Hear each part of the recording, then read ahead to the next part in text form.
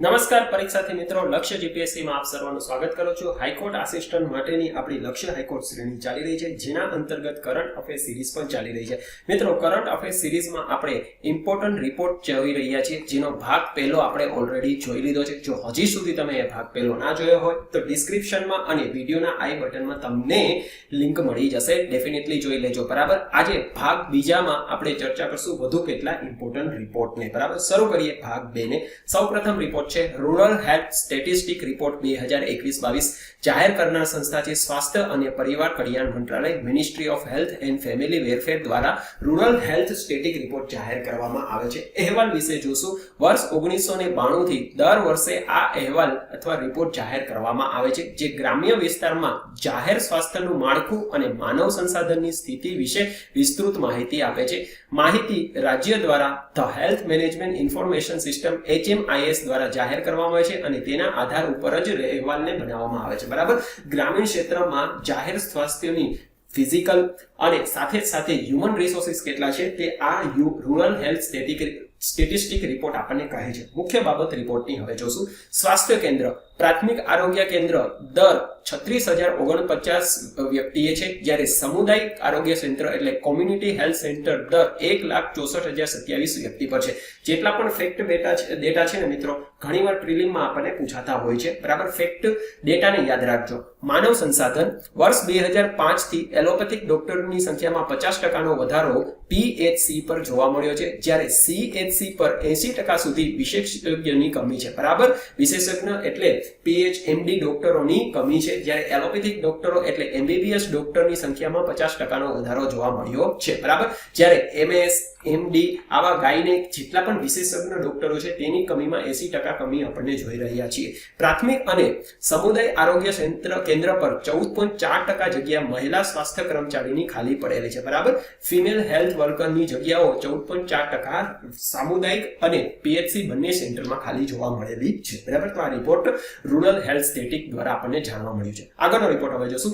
Annual status of education report ASER। મિત્રો, ASER અને આવો જ બીજો પણ રિપોર્ટ છે જે હાયર સેકન્ડરી એજ્યુકેશન ઉપરનો છે, જેને પણ આપણે ચર્ચા કરશું। અને બંને રિપોર્ટમાં જેટલા પણ સ્ટેટિક આપેલા છે ખૂબ જ ઇમ્પોર્ટન્ટ છે, પરીક્ષામાં રિપોર્ટમાંથી ક્વેશ્ચન આવે છે। બરાબર છે, જાહેર કરનાર સંસ્થા છે પ્રથમ NGO એક પ્રકારનો છે। બરાબર, અહેવાલ વિશે જોશું। આ અહેવાલની 17મી આવૃત્તિ છે, કઈ 2022 વાળી। વર્ષ 2005 થી રિપોર્ટ જાહેર કરવામાં આવે છે। મુખ્ય 3 બાબત ઉપર રિપોર્ટમાં ધ્યાન આપવામાં આવે છે। શાળામાં કેટલો પ્રવેશ થયેલો છે, શાળામાં રહેલ હાજરી અને બાળકની વાંચવાની અને ગણતરીની ક્ષમતાને જે છે annual status of education report ASER ચકાસે છે। મુખ્ય બાબત શાળા પ્રવેશ ઐતિહાસિક સ્તર પર છે। 98.4% સ્ટુડન્ટ જે છે 2022માં જોવા મળ્યા છે, જે 2017માં 97.2% હતા। બરાબર, ઓલમોસ્ટ આપણે મિત્રો દેશનો દરેક બાળક જે છે સ્કૂલમાં એજ્યુકેશન લે તે પરિસ્થિતિ તરફ તે પ્રોગ્રેસ તરફ આગળ વધી રહ્યા છે। 11 થી 14 વર્ષની આયુની બાળાના 18 થી 14 વર્ષની આયુના બાળકોની શાળામાં પ્રવેશમાં વધારો જોવા મળ્યો છે। આ પ્રાથમિક શાળાની વાત થયેલી છે। 14 થી 11 વર્ષના બાળકોનો સરકારી શાળામાં પ્રવેશ વર્ષ 2018માં 65% હતો, જે વધીને વર્ષ 2022માં 71.7% થયો છે। આ પાછળના મિત્રો રિપોર્ટમાં શું કારણ આપેલા છે? પહેલું તો માળખાગત સુવિધામાં જે વધારો થયો છે તે, બીજું ચોપડી, ગણેશ, ટેબ્લેટ વગેરે ભણતર સાધનની વેચણી, અને ત્રીજું અને મહત્વપૂર્ણનું લોકડાઉનને કારણે આર્થિક તંગી વગેરે કારણોને કારણે વર્ષ 2022માં સરકારી શાળામાં બાળકના પ્રવેશમાં વધારો જોવા મળ્યો છે। ચોથું, શાળા ના જતા બાળકોની સંખ્યામાં સૌપ્રથમ વાર 2% નીચે આવી ગઈ છે, જે વર્ષ 2022માં જોવા મળી હતી। બરાબર, એટલે અત્યારે જે 98.2% નો આપણે ઐતિહાસિક સ્તરે છે, 2% બાળકો એવા છે જે હજી પણ શાળાએ નથી જઈ રહ્યા। બરાબર છે। પાંચમું છે મહામારી છતાં શાળા પ્રવેશમાં સતત નોંધણી જોવા મળી રહી છે, જે ખૂબ જ પોઝિટિવ બાબત છે। બરાબર, છઠ્ઠું છે કેટલીક ચિંતાજનક બાબતો રિપોર્ટમાં ગયેલી છે, તેને જોઈ લઈએ। વિદ્યાર્થીની મૂળભૂત વાંચવાની અને ગણતરીની ક્ષમતામાં ઘટાડો થયો છે। હવે વાંચવાની અને ગણતરીની ક્ષમતા કોને કહેવાય કે ભાઈ ધોરણ 5 નું બાળક હોય અથવા ધોરણ 5 સુધીના બધા જ બાળકો જે છે એ સામાન્ય વાંચતા અને લખતા, વાંચતા એટલે કોમન જે સેન્ટેન્સ છે માતૃભાષામાં એને આવડતું હોવું જોઈએ અને ગણતરીમાં ભાગાકાર, બાદબાકી અને ગુણાકાર આ બધું જે છે કરતા આવડવું જોઈએ. તેને મૂળભૂત વાંચન અને ગણતરીની ક્ષમતા કોઈ પણ બાળકની કહેવામાં આવે છે. બરાબર, 5 વર્ષના સુધીના બાળકની અહીંયા વાત થઈ. તો રિપોર્ટમાં આપણે આટલી મુખ્ય બાબત જે હતી કેટલાક સ્ટેટિક એ જોયા, ખાસ યાદ રાખજો. આવો જ મેં મિત્રો બીજો તમને વાત કરી ASER પછીનો all India survey on higher education. આને એસે રિપોર્ટ કહેવામાં પણ આવે છે, જે 2020-21 નો હવે આપણે જોશું. જાહેર કરનાર સંસ્થા છે AICTI, UGC, national medical council અને ડિસ્ટન્સ એજ્યુકેશન કાઉન્સિલ અને શિક્ષણ મંત્રાલય બધી સંસ્થા ભેગો મળીને હાયર એજ્યુકેશનનો રિપોર્ટ જાહેર કરે છે. જ્યારે ASER જે છે એ મુખ્યત્વે શાળામાં પ્રવેશ મેળવતા બાળકો માટે છે. બરાબર છે, એટલે નર્સરી અને જુનિયર કેજીના લેવલના બાળકો માટેનો રિપોર્ટ છે. બરાબર, જ્યારે હાયર એજ્યુકેશન માટેનો એસે રિપોર્ટ છે. ઉદ્દેશ્ય છે કે દેશના ઉચ્ચ શિક્ષણ ક્ષેત્રની પરિસ્થિતિ વિશે સર્વે કરવો. કઈમાં? AISHE માં. બરાબર છે. મુખ્ય બાબત હવે રિપોર્ટની જોશું. સર્વે જે છે એ વર્ષ 2020-21 માટેનો છે. વર્ષ 2020-21 માં ઉચ્ચ અભ્યાસ કરતા વિદ્યાર્થીની સંખ્યા વર્ષ 19-20 ની સરખામણીએ 7.5% દરે વધી છે અને વર્ષ 2014-15 ની સરખામણીએ 21% દરે વધી છે. બરાબર છે, એટલે આ શું સૂચવે છે કે હવે ધીરે ધીરે બાળકો જે છે ફક્ત પ્રાથમિક શિક્ષણ જ નથી લઈ રહ્યા, પણ ઉચ્ચ શિક્ષણમાં પણ ટ્રાન્સલેટ થઈ રહ્યા છે. બરાબર, જે ખૂબ જ પોઝિટિવ બાબત ગણાય. દેશમાં સૌ પ્રથમ વખત ઉચ્ચ અભ્યાસ કરતા વિદ્યાર્થીઓની સંખ્યા 4 કરોડને વટી ગઈ છે. દેશમાં ઉચ્ચ અભ્યાસ કરતા OBC વિદ્યાર્થીઓની સંખ્યા 2014-15 ની સરખામણીએ 32% દરે 2020-21 માં વધી છે, જ્યારે મહિલા OBC વિદ્યાર્થીઓની સંખ્યામાં 39% વધારો જોવા મળ્યો છે. બરાબર છે.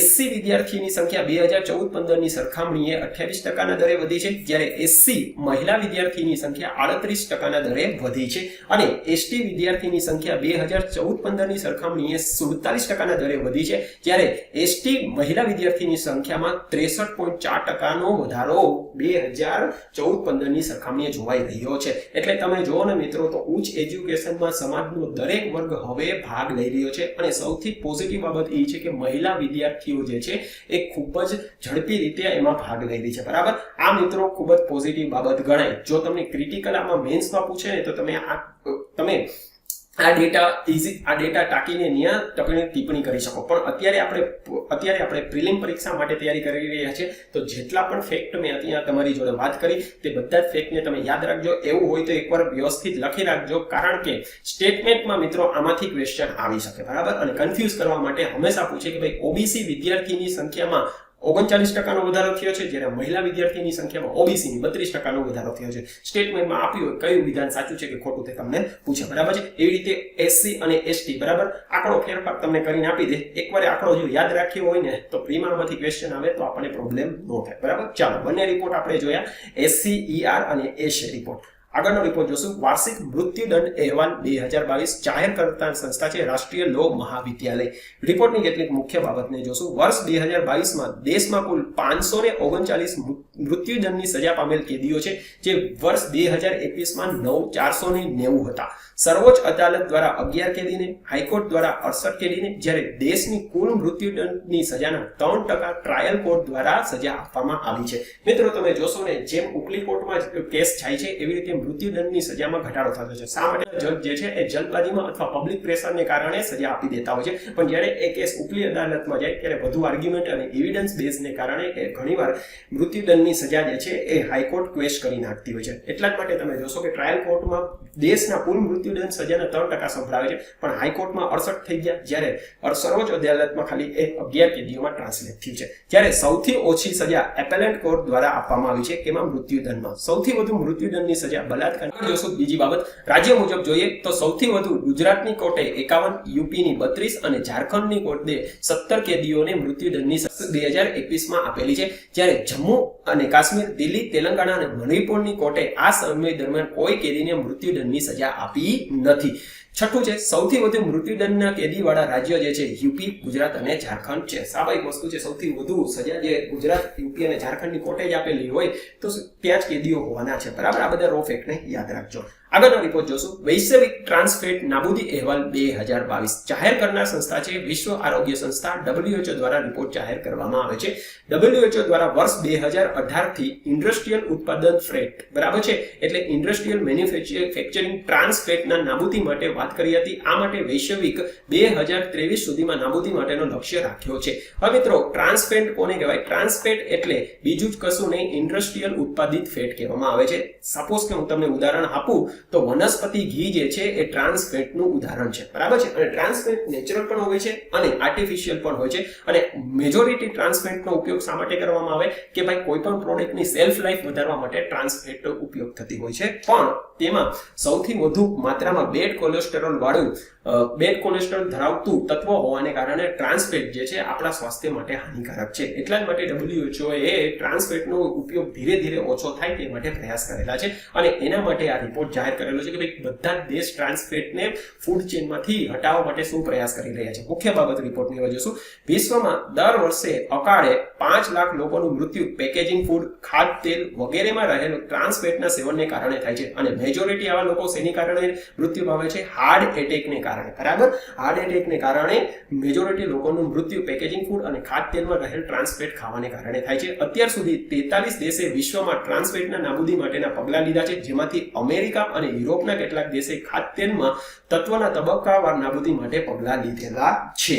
પણ હજી સુધી નિમ્ન આવકવાળા દેશ તરફથી કોઈ પગલાં લેવામાં આવ્યા નથી. અને સૌથી વધુ મિત્રો જો ચિંતાનું કારણ હોય તો આવા નિમ્ન આવકવાળા દેશોમાં જે પગલાં નથી લેવાઈ રહ્યા તે છે.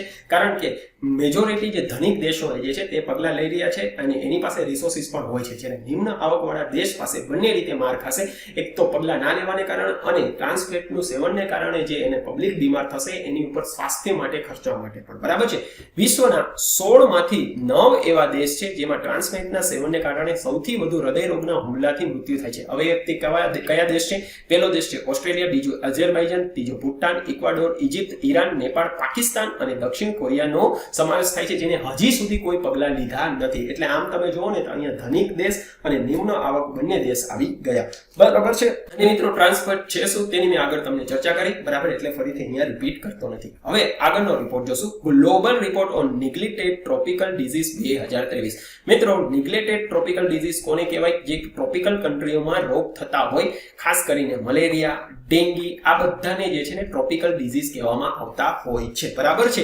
જાહેર કરનાર સંસ્થા છે આ રિપોર્ટનું વિશ્વ આરોગ્ય સંસ્થા. ઉદ્દેશ્ય જોશું ક્ષેત્રીય, રાષ્ટ્રીય અને વૈશ્વિક સ્તરે NTDs ના અટકાવ માટે અને નાબૂદી માટે થયેલ પ્રયાસનો આ ઇન્ટિગ્રેટેડ એટલે એકીકૃત અહેવાલ છે. મુખ્ય બાબત જોશું NTD નો ભાર નાના દેશ પર વધુ પડે છે. 16 દેશ 80% NTDs નો ભાર સહન કરે છે. પાછલા એક દશકમાં રોગીની સંખ્યામાં 25% ઘટાડો થયો છે. અત્યાર સુધીમાં 47 દેશે કમસે કમ એક NTDs ને નાબૂદ કર્યો છે. તો આ રિપોર્ટની કેટલીક મુખ્ય બાબત થઈ ગઈ. ખાસ યાદ રાખજો કઈ સંસ્થા દ્વારા જાહેર કરવામાં છે અને NTDs કોને કહેવાય. બરાબર, બાકી રિપોર્ટમાં બીજી કોઈ મુખ્ય બાબત કહેલી નથી, એટલું તમે ટેન્શન લેતા નહીં. મિશન અંત્યોદય સર્વે 2023 જાહેર કરનાર સંસ્થા છે ગ્રામીણ મંત્રાલય. વર્ષ 2017-18 થી દેશની દરેક ગ્રામ પંચાયતમાં આ સર્વે કરવામાં આવે છે. ઉદ્દેશ્ય છે કે સરકારની વિવિધ યોજનાની નાગરિકના જીવન અને આજીવિકા પર આવેલ પરિવર્તનનું પરિણામ તપાસવા માટે મિશન અંત્યોદય સર્વે કરવામાં આવે છે. સર્વેમાંથી મળેલ પ્રતિસાદ પરથી સરકાર યોજનાની ડિલિવરી, નાગરિક ભાગીદારી અને સુશાસનની ગ્રામીણ સ્તરે સુધારો કરવા માટે ઉપયોગ કરે છે. બરાબર, જે સર્વે કરવામાં આવે પછી એની ઉપરથી જે રિસ્પોન્સ મળેલો હોય એ મુજબ સ્કીમમાં ફેરફાર કરવામાં આવે છે. મિશન અંત્યોદય સર્વે ગ્રામીણ મંત્રાલય દ્વારા કરવામાં આવે છે. મુખ્ય ઉદ્દેશ શું છે કે સરકારની વિવિધ યોજનાઓની ડિલિવરીનો રિસ્પોન્સ જોવા માટે કરવામાં આવે છે. આગળનો રિપોર્ટ જોશું ક્લાઇમેટ ઇનઇક્વાલિટી રિપોર્ટ 2023. જાહેર કરનાર સંસ્થા છે વર્લ્ડ ઇનઇક્વાલિટી લેબ. ખાસ યાદ રાખજો UNEP કે UNDP કોઈ નથી કરતું, વર્લ્ડ ઇનઇક્વાલિટી લેબ નામની NGO કરે છે. ઉદ્દેશ્ય છે કે ક્લાઇમેટ અસમાનતા પર પ્રકાશ પાડવો અને તેના ઉકેલ માટેના પ્રયાસ કરવા. બરાબર છે. મુખ્ય બાબત જોશું વિશ્વના 10 સૌથી વધુ કાર્બન ઉત્સર્જન કરતા દેશ એ વિશ્વના કુલ ઉત્સર્જનનું અડધું કાર્બન ઉત્સર્જન કરે છે. બરાબર, દેશના ધનિક વર્ગ દ્વારા કરાતું કાર્બન ઉત્સર્જન એ દેશના ગરીબ વર્ગ દ્વારા કરાતા કાર્બન ઉત્સર્જન કરતા વધુ હોય છે. આ તો સિમ્પલ ફેક્ટ થી બધાને ખબર પડે. હવે મિત્રો અહીંયા તમે જોઈ શકો છો કે વિશ્વના કયા દેશો કેટલું કાર્બન ઉત્સર્જન કરે છે અને આ મિત્રો પર કેપિટા કાર્બન ઉત્સર્જનની વાત થઈ રહી છે. બરાબર, ટોટલ કાર્બન ઉત્સર્જન નહીં, પર કેપિટા કાર્બન ઉત્સર્જન મતલબ કે એ દેશનો નાગરિક કેટલું કાર્બન ઉત્સર્જન કરે છે તેની વાત થઈ છે.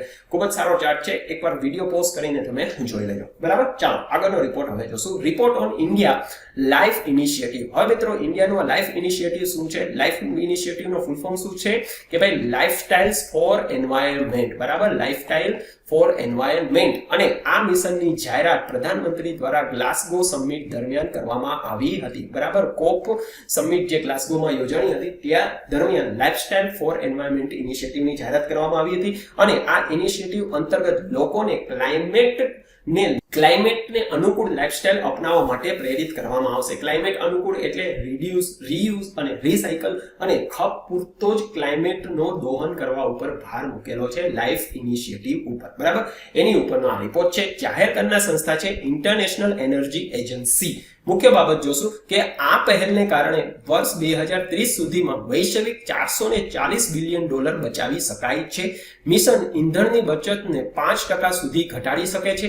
મિશન ઉર્જાની ખપતમાં ઘટાડો કરવા સક્ષમ છે અને હવાની પ્રદૂષણમાં પણ મિશન જે છે ઘટાડો કરવા સક્ષમ છે. બરાબર, એટલે લાઈફ ઇનિશિયેટિવ પરનો આ રિપોર્ટ ઇન્ટરનેશનલ એનર્જી એજન્સીએ જાહેર કર્યો છે. આગળનો રિપોર્ટ જોશું. Global sea level rise and it implication, key fact અને ફિગર. બરાબર, રિપોર્ટ વર્લ્ડ મેટીરિયોલોજીકલ ઓર્ગેનાઇઝેશન દ્વારા જાહેર કરવામાં છે. શું રિપોર્ટ કહે છે? ભાઈ ગ્લોબલ સી લેવલ રાઇઝ અને એની ઇમ્પ્લિકેશન, કી ફેક્ટ અને ફિગર. મુખ્ય બાબત જોશું. વધતા સમુદ્રના સ્તરથી ભારત, ચીન, બાંગ્લાદેશ અને નેધરલેન્ડ દેશને સૌથી વધુ ખતરો રહેલો છે. વૈશ્વિક જળ સ્તરમાં વર્ષ 1901 થી 2018 વચ્ચે 0.20 મીમીનો વધારો થયો છે. બરાબર, આ પાછળના શું કારણો છે કે સૌપ્રથમ તો વધતું પૃથ્વીનું તાપમાન, બીજું ઉત્તર ધ્રુવમાં બરફનું ઓગળવું અને ત્રીજું જમીનના ઉપયોગમાં જે બદલાવ થયો છે તેને કારણે વૈશ્વિક સ્તરે સી લેવલમાં વધારો થઈ રહ્યો છે.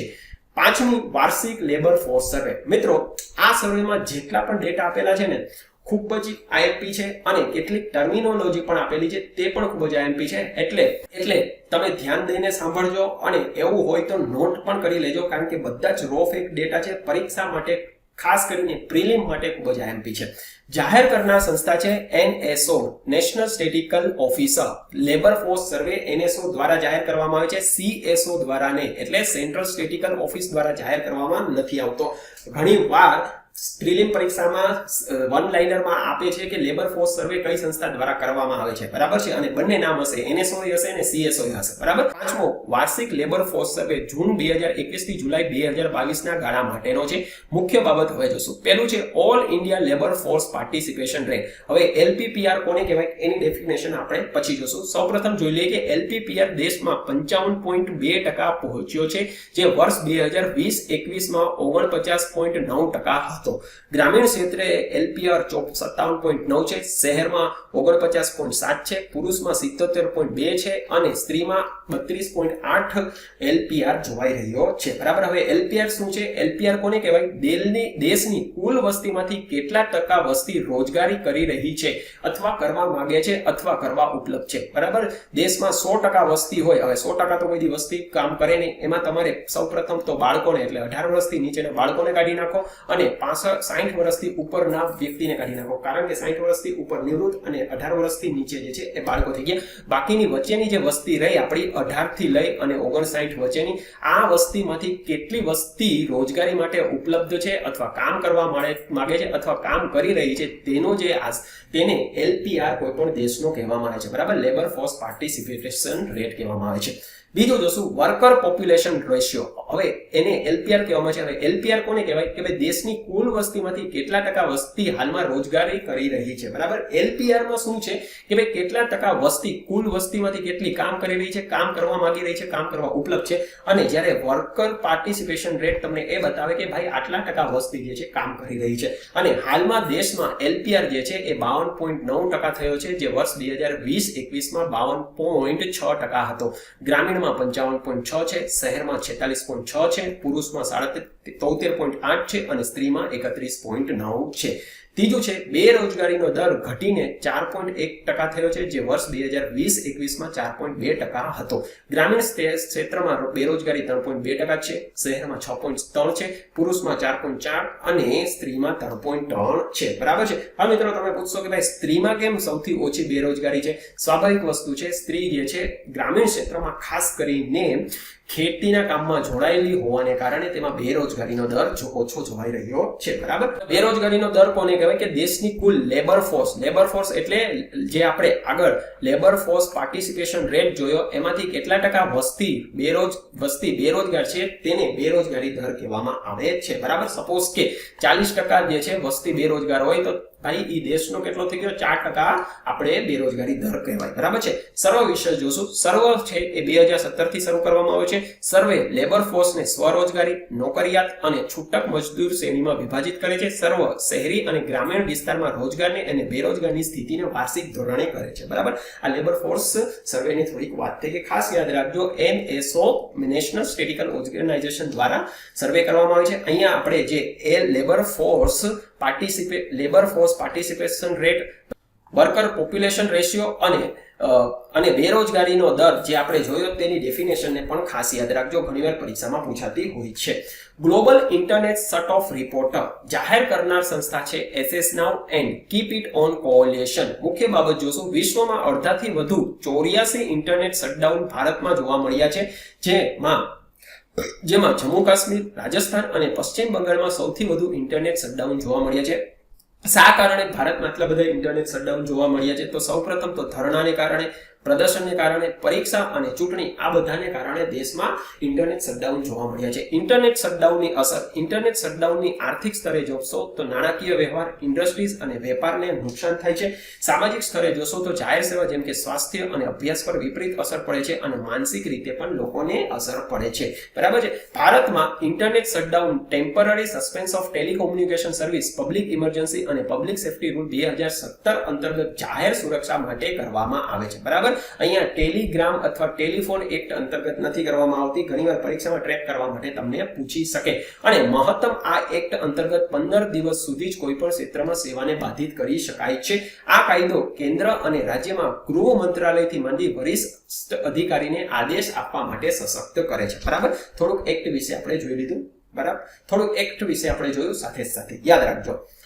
આગળનો રિપોર્ટ જોશું, India state electricity transition set report, બરાબર છે. જાહેર કરનાર સંસ્થા છે IEEFA એટલે institute for energy economics and financial analysis. અહેવાલ વિશે જોશું.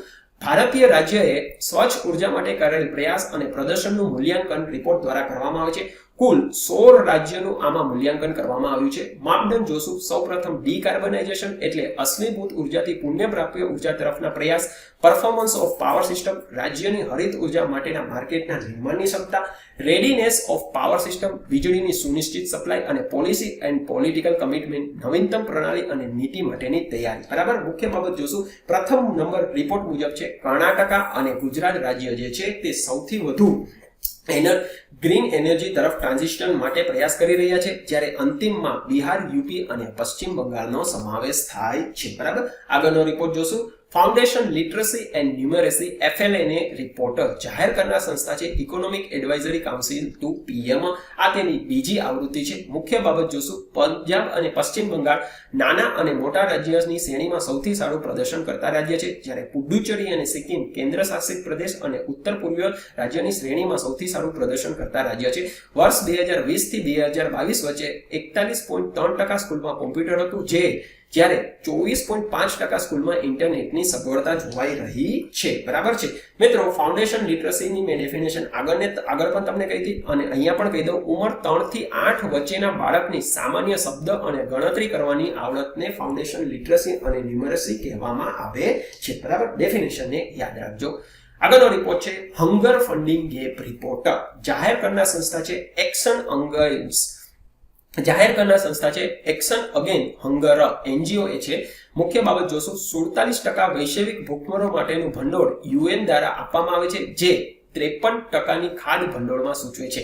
વિશ્વમાં સૌથી વધુ ભૂખમરોથી પીડાતા દેશ પાસે સૌથી ઓછું ભંડોળ છે, જેમ કે કેન્યા અને મોઝમ્બિક અફઘાનિસ્તાન અને હેતી કરતા 32% વધુ ભંડોળ મેળવ્યું છે, જ્યારે બંને દેશમાં ભૂખમરો અફઘાનિસ્તાન અને હેતી કરતા ઓછો છે. એવું નથી કે કેન્યા અને મોઝમ્બિકમાં નથી, પણ અફઘાનિસ્તાન અને હેતી કમ્પેરિઝનમાં કેન્યા અને મોઝમ્બિકમાં ઓછો છે, પણ અફઘાનિસ્તાન અને હેતી કરતા વધુ ભંડોળ લઈ જઈ રહ્યા છે.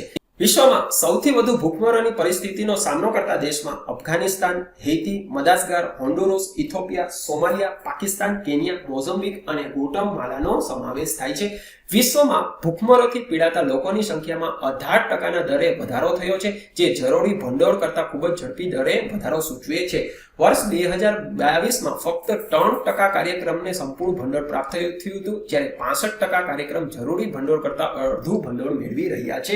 બરાબર, જે ખૂબ જ ચિંતાજનક બાબત છે. બરાબર, રિપોર્ટને યાદ રાખજો. Hunger funding gap report action against hunger NGO દ્વારા જાહેર કરવામાં આવે છે. બરાબર, અને વિશ્વમાં કયા દેશમાં સૌથી વધુ હંગરની પરિસ્થિતિ છે, જે આપણે દેશની ચર્ચા કરી તે પણ યાદ રાખજો. આગળનો રિપોર્ટ છે CO2 ઇમિશન ઇન 2022 રિપોર્ટ. જાહેર સરકારના સંસ્થા છે ઇન્ટરનેશનલ એટોમિક એનર્જી. બરાબર છે. મુખ્ય બાબત રિપોર્ટની જોશું. વર્ષ 2021માં 6%ની સરખામણીમાં વર્ષ 2022માં કાર્બન ઉત્સર્જન ફક્ત 1% જ થયું છે. હવે આવું થવા પાછળનું કારણ શું છે? સૌપ્રથમ તો પુનઃપ્રાપ્ય ઉર્જાનો વધતો ઉપયોગ, જેમ કે સૌર, પવન વગેરે, ઇલેક્ટ્રિક વાહન, ઉર્જા કાર્યક્ષમ સાધનનું વધતું ચલણ, જેને કારણે વર્ષ 2022માં કાર્બન ઉત્સર્જનમાં આટલો ધરખમ ઘટાડો જોવાઈ રહ્યો છે. વર્ષ 2022માં ચીનમાં કાર્બન ઉત્સર્જનમાં ઘટાડો જોવા મળ્યો છે. શા માટે? કોવિડ 2022ના કારણે જ્યાં લોકડાઉન લાગેલું હતું તેને કારણે ચીનમાં કાર્બન ઉત્સર્જન ઓછું જોવાઈ રહ્યું છે, અને યુરોપિયન યુનિયનમાં 2.5%નો ઉત્સર્જનમાં ઘટાડો જોવાઈ રહ્યો છે. અને આ પાછળનું કારણ છે રશિયા યુક્રેન યુદ્ધને કારણે મહત્તમ દેશ દ્વારા રશિયાથી ગેસ અને ઓઇલની આયાત બંધ થઈ છે, અને તે પુનઃપ્રાપ્ય ઉર્જાનો ઉપયોગ વધુ કરતા થયા છે, જેને કારણે ઘટાડો જોવાઈ રહ્યો છે. ત્રીજું છે અમેરિકામાં 0.8%નો વધારો જોવાઈ રહ્યો છે. આનું કારણ છે જળવાયુ પરિવર્તનને કારણે વધતી ઠંડી અને ગરમીને કારણે ઉર્જાનો ઉપયોગ વધુ થઈ રહ્યો છે. ચોથું, એશિયામાં ચીન સિવાયના દેશોમાં ઉત્સર્જનમાં 4.2%નો વધારો જોવાઈ રહ્યો છે. જે પાછળના કારણો છે વધતી આર્થિક પ્રવૃત્તિ અને વધતી ઉર્જાની માંગ. કોરોનાને કારણે જે લોકડાઉન પછી આર્થિક પ્રવૃત્તિ વધી છે, જેને કારણે ઉર્જાની માંગ પણ વધી છે, પ્રવૃત્તિ વધી છે, એટલે ઉત્સર્જનમાં વધારો જોવાઈ રહ્યો છે. પાંચમું છે કોલસાને કારણે ઉત્સર્જનમાં 1.6%નો વધારો થયો છે. બરાબર છે. આ રિપોર્ટની મુખ્ય બાબત થઈ ગઈ. કેટલાક ફેક્ટ હતા તેને યાદ રાખજો પરીક્ષાને લઈને. ગ્લોબલ આર્મ ટ્રાન્સફર અહેવાલ. આ અહેવાલ સિપ્રી એટલે Stockholm international peace research institute દ્વારા કરવામાં આવે છે. મુખ્ય બાબત જોશું. વૈશ્વિક સ્તરે અમેરિકા વિશ્વમાં સૌથી વધુ હથિયારની નિકાસ કરતો દેશ છે. વૈશ્વિક હથિયાર વેપારમાં અમેરિકાનો હિસ્સો 33%થી વધીને 40% થયો છે. એટલે તમે જોઈ શકો છો ઓલમોસ્ટ અડધા હથિયાર જે છે અમેરિકા પોતે વેચે છે. બીજા નંબર ઉપર રશિયા છે, જેનું પ્રમાણ 22%થી ઘટીને 16% થયું છે, જ્યારે ત્રીજા નંબર ઉપર ફ્રાન્સ છે, જેની હિસ્સો 7%થી વધીને 11% થયો છે. બરાબર, એટલે રશિયાનો હિસ્સો જે છે ને એ અમેરિકા અને ફ્રાન્સે બંને લીધો છે. યુરોપમાં વર્ષ 2013 થી 17 ની વચ્ચે અને 2018 થી 22 ની વચ્ચે આયાતમાં 47%નો વધારો જોવાઈ રહ્યો છે. બરાબર, રિપોર્ટમાં ભારત વિશે શું વાત કરી છે? છેલ્લા 5 વર્ષમાં વૈશ્વિક હથિયાર આયાતમાં ભારત નંબર 1 પર છે. ત્યારબાદ સાઉદી અરેબિયા, કતર અને ઓસ્ટ્રેલિયાનો સમાવેશ થાય છે. રશિયા ભારતને સૌથી વધુ હથિયાર વેચે છે. ત્યારબાદ ફ્રાન્સ, અમેરિકા અને ઇઝરાયલનો સમાવેશ થાય છે.